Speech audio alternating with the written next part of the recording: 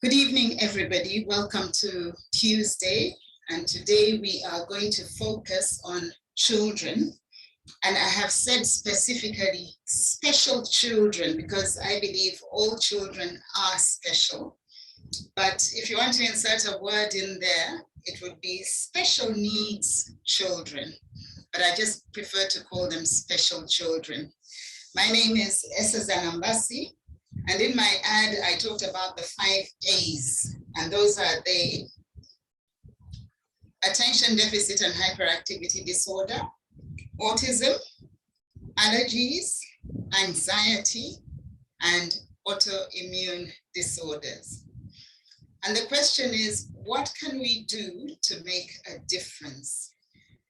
I know a lot of us may know people either with a child or children, or for the teachers, I'm sure you see a few children with ADHD and autism, and then of course, many children with allergies, anxiety, and we are seeing more and more children manifesting a specific autoimmune disorder called diabetes. So there are many, obviously, many other autoimmune disorders as well. What can we do to make a difference? I want to first say that children tend to be picky eaters, and it is even more so if they are in any of those categories or have manifest any of those conditions. And the flip side of that is it possible that the modern diet is leading to those conditions? Well, we'll find out, and that's what we want to discuss.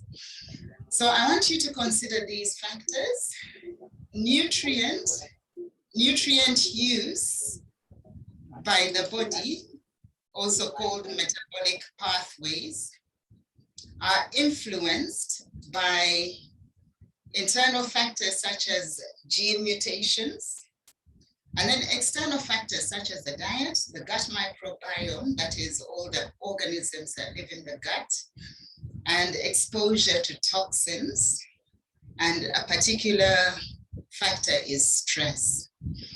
So every individual is unique. I'm sure you all agree with me on that one. And so we need to approach remedies with that individual in mind. It has to be individualized. I'm one of those who totally believes and agrees that it should never be one size fits all, ever. And then also consider these points, because I want us to start by setting the stage and by connecting some dots. You know, it is important to learn how to interpret symptoms and signs, not just to try and stop them, but to actually interpret them. What do they mean? For example, if you have a child or even an adult who is constantly tired or irritable, think to yourself, could this be due to a diet which is highly inflammatory? Or if you have somebody with fluctuating moods, fluctuating attention, fluctuating focus and behavior, could this be due to some elements of the food? And we'll touch on it from time to time, but gluten in wheat and casein in dairy products are known to cause all sorts of issues, and we can discuss them afterwards. But basically, they mimic morphine, and so those mood fluctuations could be the result of the fluctuations in the bloodstream of those compounds. And then food sensitivities and allergies manifest more commonly in children with ADHD, autism, anxiety, and autoimmune disorders. So those are important things to consider. And then I want to remind you of the gut-brain connection, a very important connection, because digestion and gut health affect the brain causing symptoms that affect several systems throughout the body. I want that to sink in.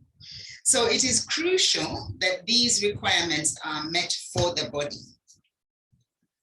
One, adequate nutrients, and then a normal inflammatory response, and then good cellular and metabolic function, good proper digestion, and adequate detoxification. So I believe I've laid the foundation. So let us discuss first ADHD, attention deficit hyperactivity disorder. This is characterized by difficulty to pay attention or difficulty paying attention and difficulty controlling behavior. So those are the hallmarks: hyperactivity, attention deficit, as it is called, and impulsivity. And it has been in the mainstream conversations for years and years now. They say between 5 and 10% of children may be affected or may have this disorder, depending on where you live and how the estimate is made. So I've always had occasion to question, is ADHD overdiagnosed? Particularly if the end point is to medicate it with certain medications. Okay, so the evaluation of a child with ADHD depends on interviews of parents and teachers, it depends on observation, and it might depend on cognitive and academic assessment. Well, remember my starting point is that every child is an individual and is unique. So my challenge here is that diagnosis may therefore be made hastily and without having complete information. And so we should be concerned because the ability to acquire skills is significantly affected, especially if a child is stigmatized. And they might fail to acquire numerical skills or human perception. In other words, the ability to have a vision for themselves, to have a big dream, which we are always talking about in our particular family, and coordination and reasoning. And so, you know, many children go through school having been traumatized by all the stigma around their particular perceived behavior. Instead of trying to understand it, they are traumatized by not being understood. So that is an example of an adverse childhood event that can later affect them in their adulthood. And so as they grow to become adults, they might continue with the signs and behaviors and all the mood disorders that accompany ADHD. And ultimately, should they have been medicated with, for example, a popular drug, which is an amphetamine-like drug, they might develop in their adulthood substance abuse or substance use disorders. So we're talking about a huge, huge topic here. And we're just going to skim the surface and hopefully we can have a good discussion later on. Then autism. April traditionally has been the Autism Awareness Month. And having said that, autism spectrum disorder, yes, it is on a spectrum. And like most medical conditions or most life conditions for that matter, most natural things, they don't occur in isolation. They're usually in a spectrum. It's actually, our lives are like movies. They're not snapshots. They're like long movies. So from day to day, we could be maturing, developing. We are not static, in other words. So it's a spectrum described as a developmental disorder that impairs the ability to communicate and interact. And there you have it. Autistic spectrum disorder has many possible aspects to it, but I've mentioned ADHD, I've mentioned anxiety, and depression can be a hallmark of it, and obsessive compulsive disorders could be a hallmark of it, but it varies from person to person. That is the point I want us to remember. Right. So I want us to realize that we are learning. All of us are learning together. So we need to support each other.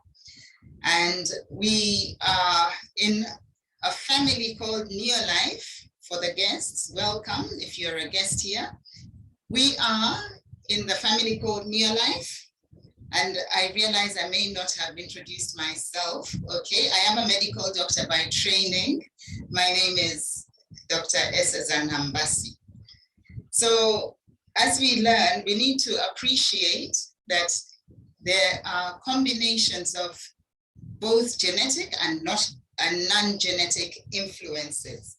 But may I remind you that the genetic component should not be overemphasized all the time, because there's the concept of epigenetic, in other words, things over and above the genetic component that may unveil certain traits.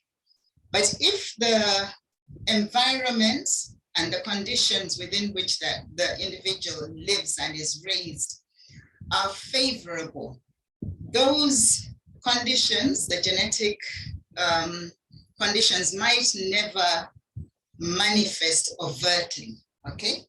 So, but it is a combination of genetic and non-genetic influences.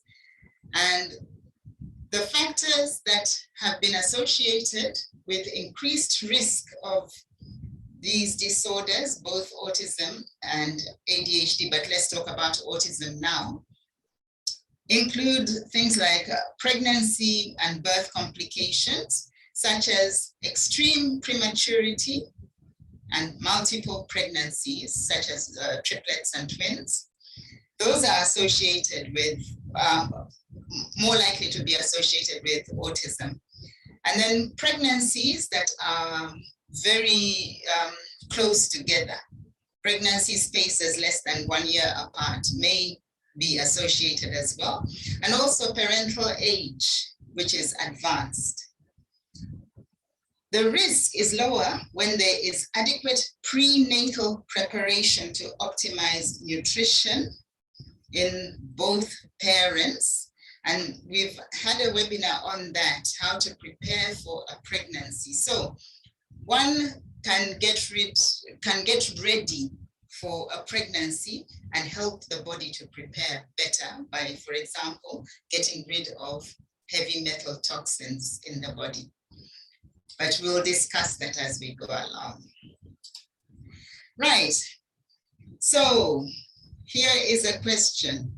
What are some risk factors that we should know about?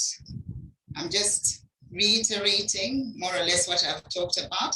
Risk factors: preterm birth, low birth weight, exposure to toxins during pregnancy, such as lead, smoking, alcohol, and other environmental toxins that are in our day-to-day lives. Then birth trauma. So in short, we can conclude that pollutants and poor diets that poison and fail to properly nourish nerve cells and the brain contribute significantly to this disorder of autism. So this is just a schema of some characteristics of an autistic child. They might be hyperactive.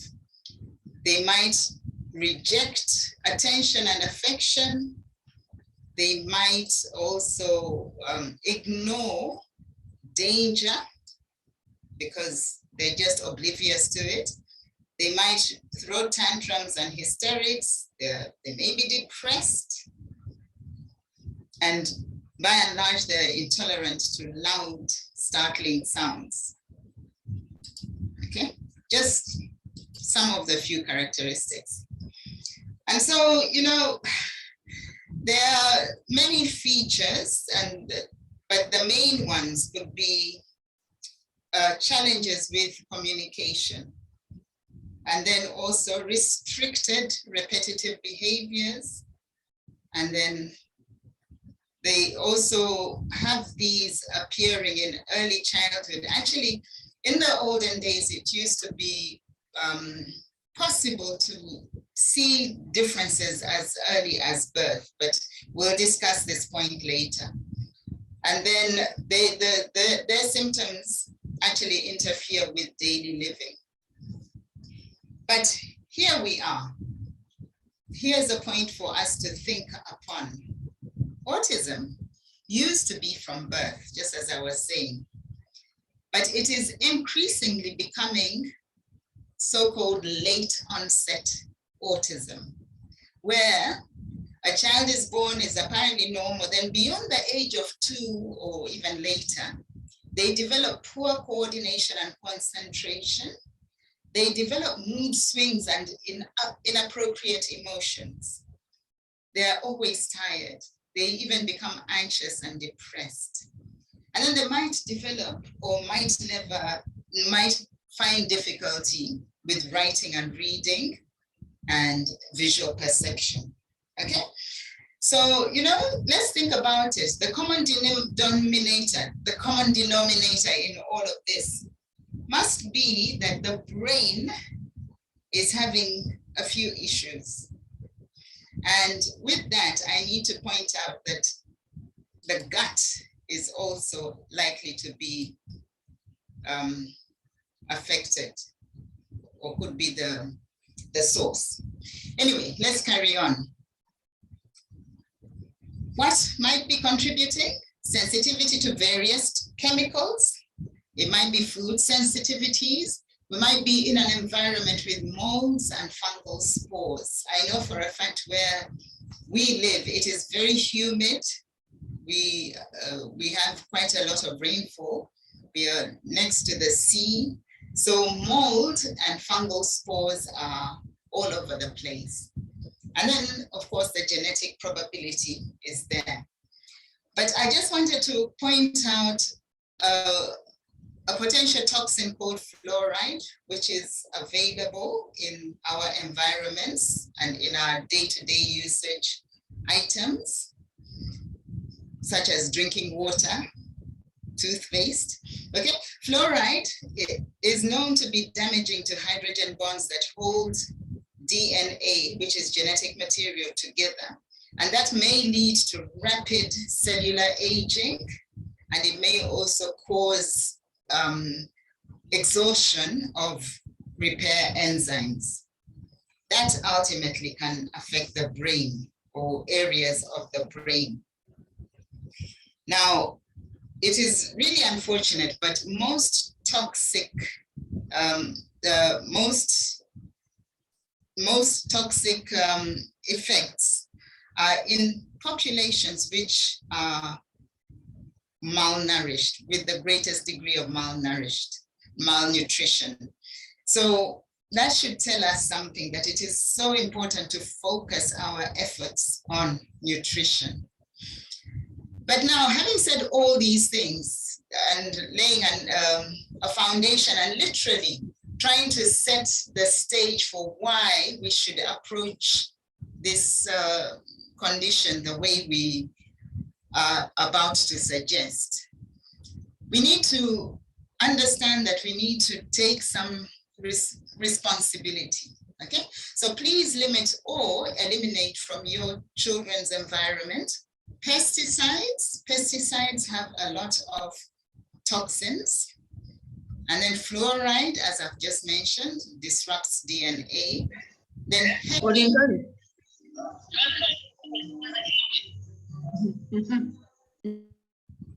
heavy metals. And then, of course, the simpler things to eliminate are the items in your diet, such as refined sugar products. Those cause wild fluctuations in blood sugar levels, and that will increase the damage from toxic exposures, the damage to the nerve cells and the brain. And then we have food additives called MSG and food colorants. We call those excitotoxins.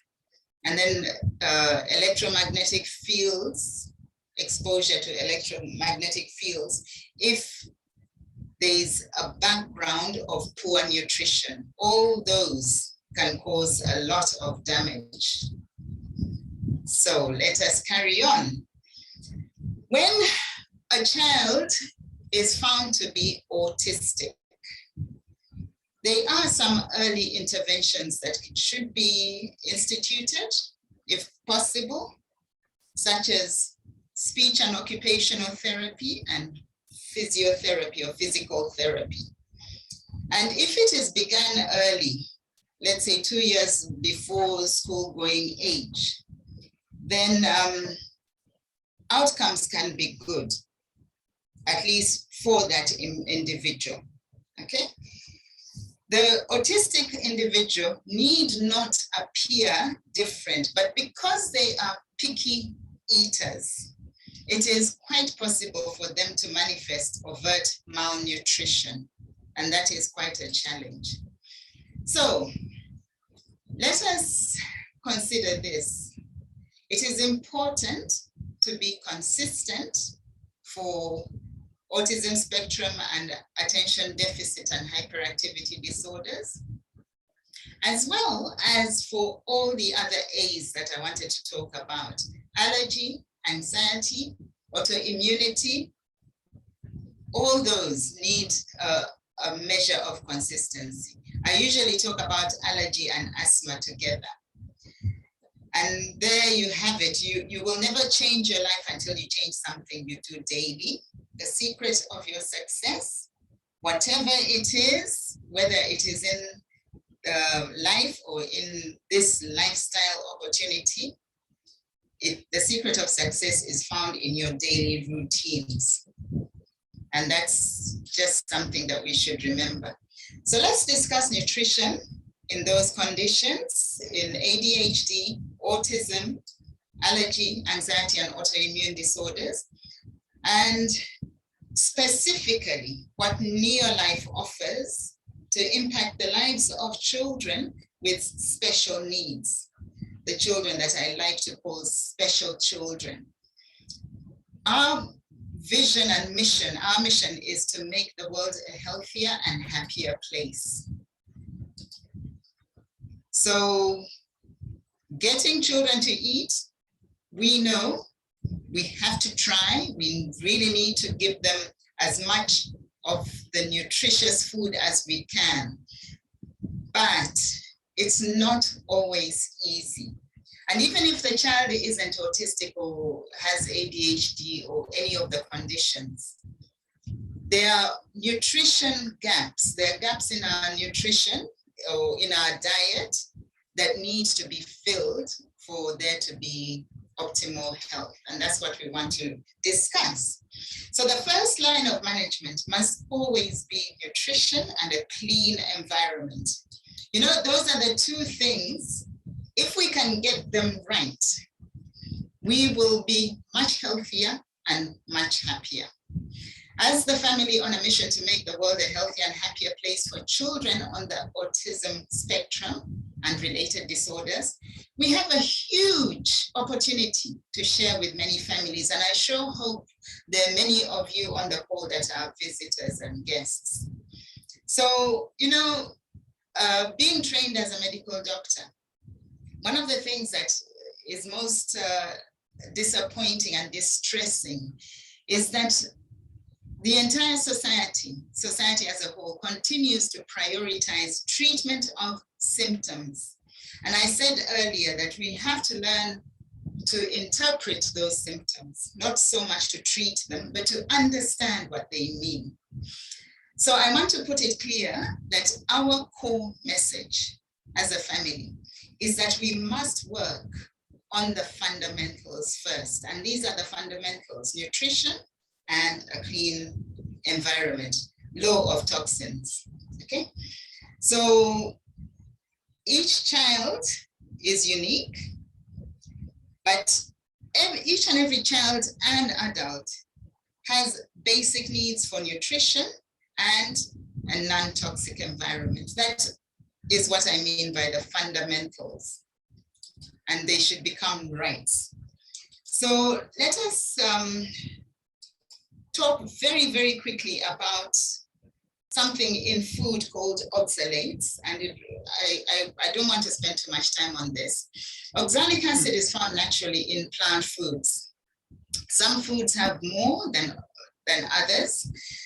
Now, it has been shown that there is a relationship with autism. It might be a potential role of oxalate in autism, in that it might actually make it worse. A study was done that revealed this condition called hyperoxaluria. In other words, a lot of oxalates in urine.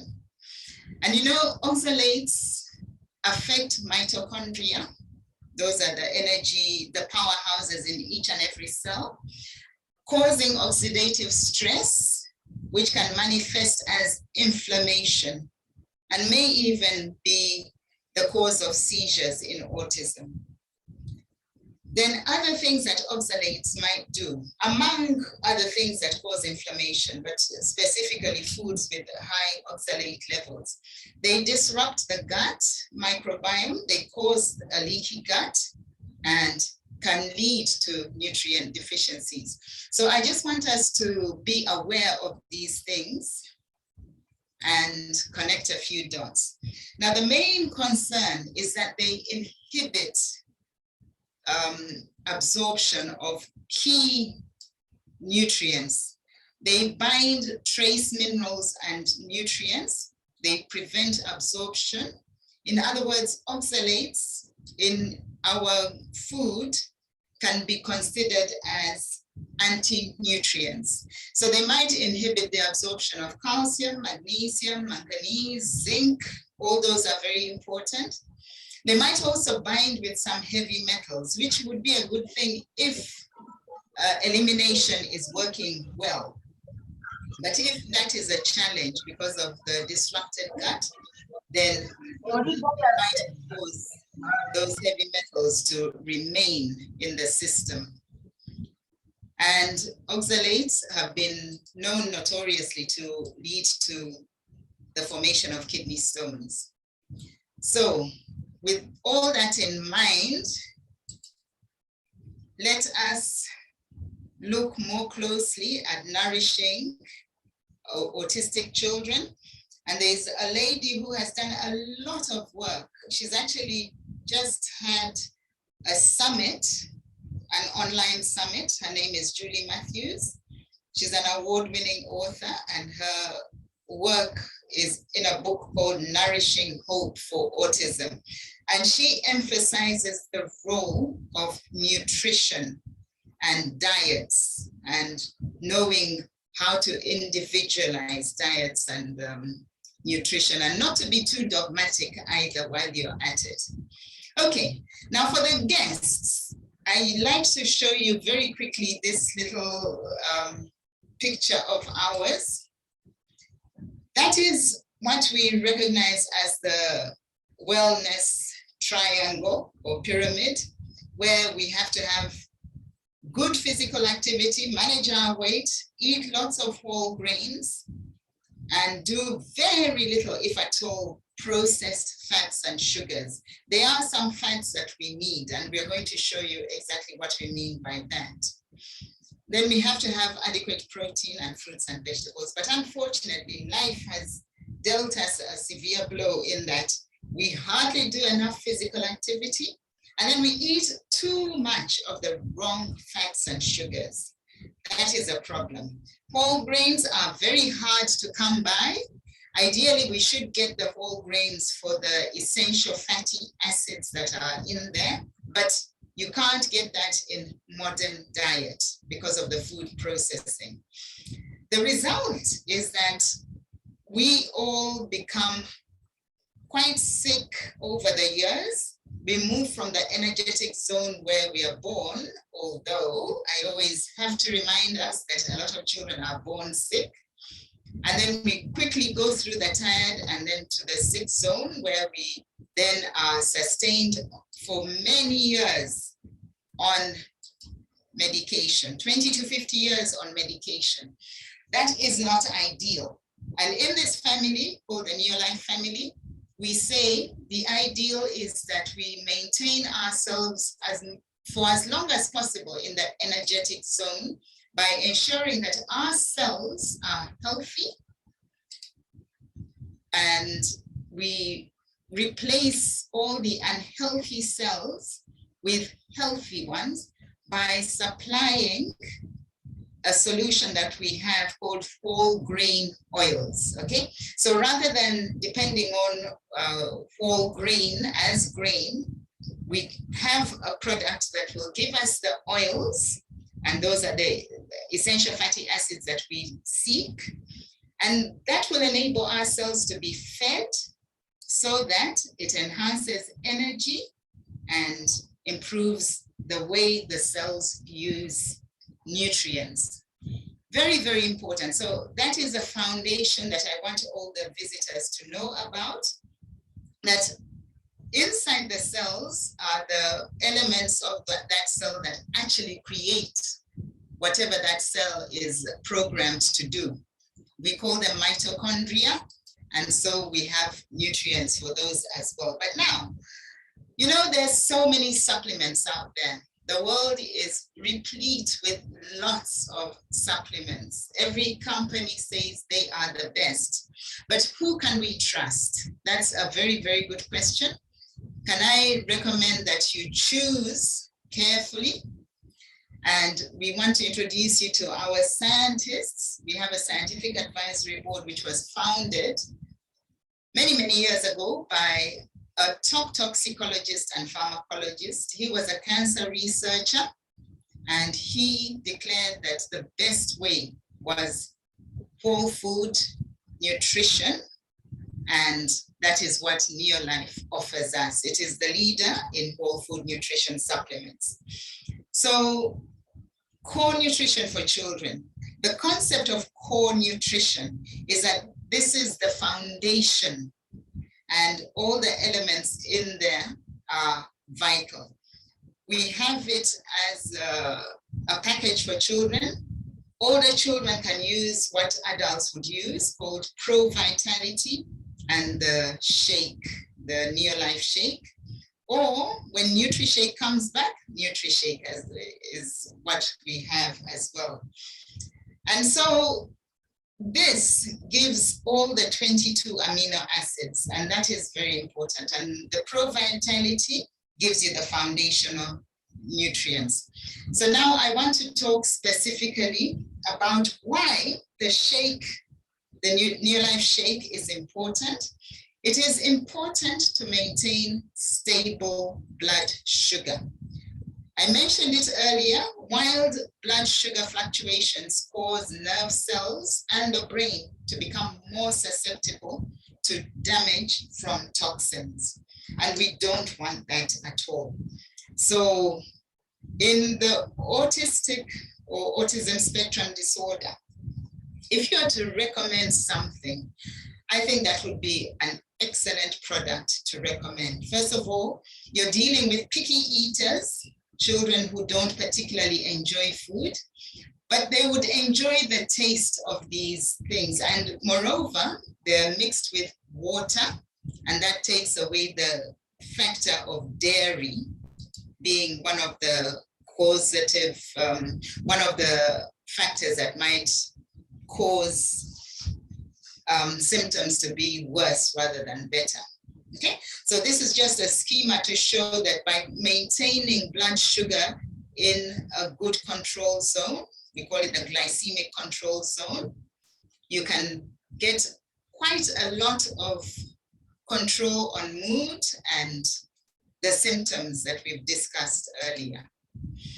And then symptoms of essential fatty acids deficiency. And it's important to know this because you can actually, for yourself, work out whether you are deficient in essential fatty acids, or you can see your loved ones, your family, your friends, even your clients, for those of you who are in the business, if they are manifesting excessive thirst, dry skin, eczema, and asthma, over and above what we are discussing now, you know that they're fatty acid deficient, okay? Because essential fatty acids are converted to compounds called prostaglandins, which are used by the body in various metabolic pathways, including the formation of hormones. So, conversion of essential fatty acids, if they are there already, if they're there, they first have to be there, can be inhibited by anti-nutrients. So you are already getting the idea that we have to have a balance between supply and removal of potential toxins. That's the point of this discussion. Right, and then just a reminder, a healthy gut-brain connection depends on the availability of essential fatty acids. It is very important to have essential fatty acids in good supply. So I'm showing you the other set of essential fatty acids called omega-3. Ours is totally unique in that it is complete and it is naturally sourced from different types of fish, oily fish, in places where they live, and they test for toxins and ensure that it is 100% pure. Okay, so this is the new life difference, and we need this for a healthy gut-brain connection and functioning. Then for children, it is important to ensure that they have antioxidants.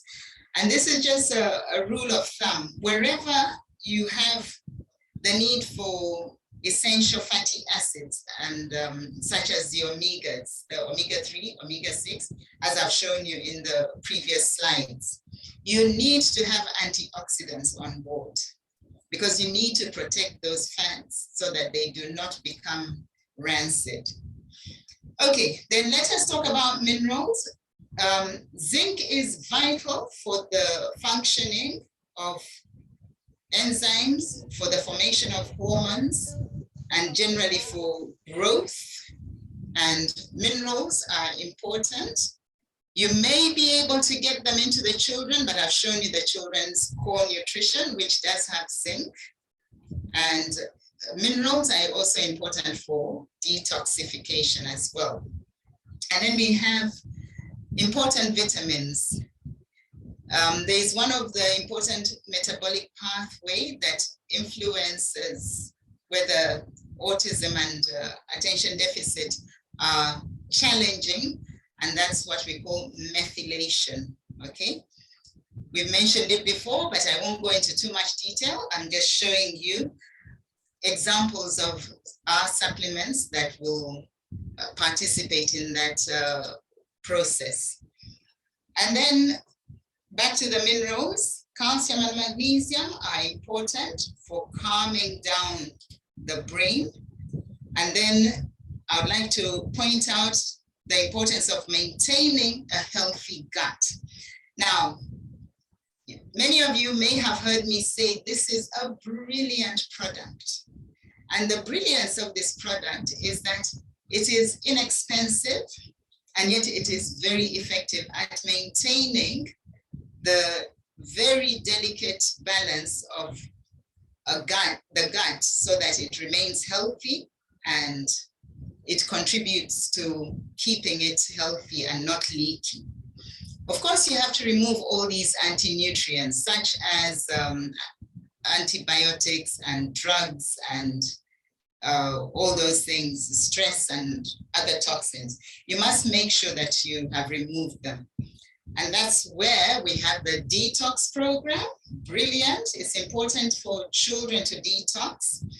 I've given the entire detox program to my grandchild. She's 6 years old. We detoxed together recently, and I must say it made a major difference even in her little life, because yeah, we need to be aware that toxins are everywhere. So ladies and gentlemen, you can control your environment by the choices you make, by the choices of cleaning products that you choose to use.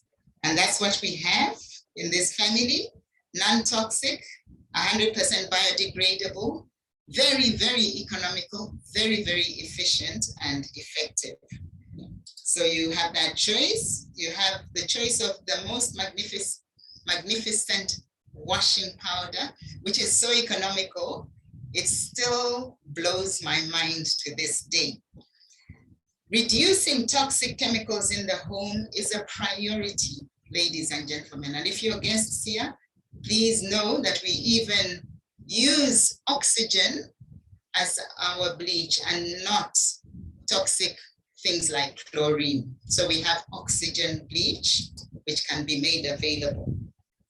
So in summary, your mind will always believe everything you tell it. So what are you telling your mind? Please feed it hope, feed it truth, feed it with love. Remembering that our special children are unique, they're very special indeed, and so they have to be treated as such. Thank you. You are welcome to have a discussion now, and I prefer to stop the recording because the quality is not always stable.